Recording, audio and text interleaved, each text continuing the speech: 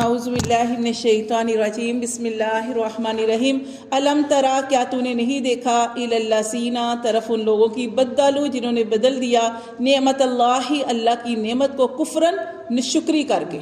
اللہ نے ان کو نعمت دی اور انہوں نے بدل دیا اس کو نشکری کر کے. وَأَحَلُّوا قَوْمَهُمْ اور انہوں نے اتارا اپنی قوم کو دار البوار تباہی کے گھر. اب کون سی نعمت دی تھی اللہ نے؟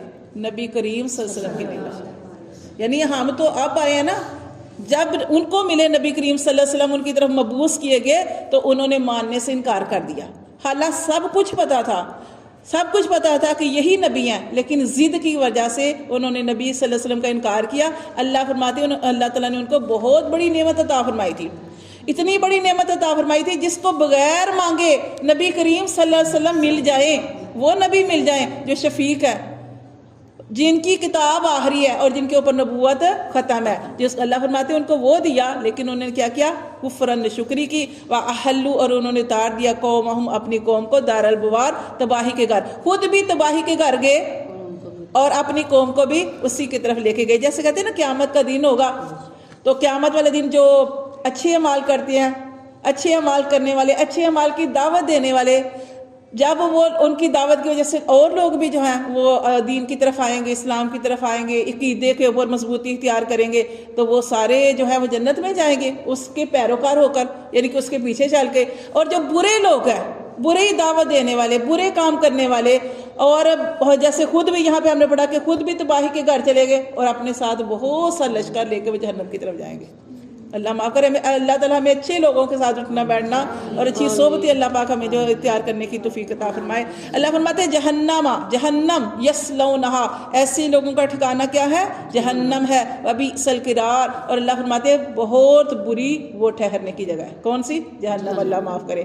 اللہ فرماتے ہیں وجعلوا، اور انہوں نے بنایا للہ اندادن، اور انہوں نے بنائے اللہ کے لیے شریک، لیضلوا تاکہ وہ بہکا سکے، ان سبیلہ اس اللہ کی راہ سے. کل کہہ دیجئے تمتعوا، آپ صلی اللہ علیہ وسلم کہہ دیجئے تمتعوا، تم فائدہ حاصل کر لو. کس کا؟ جیسے ہم پڑھے ہیں دنیا کی زندگی کا. فَإِنَّ مَصِيرَكُمْ، پھر آخر تمہارا لوٹنا تو إِلَى النَّارِ، آگ ہی کی طرف ہے.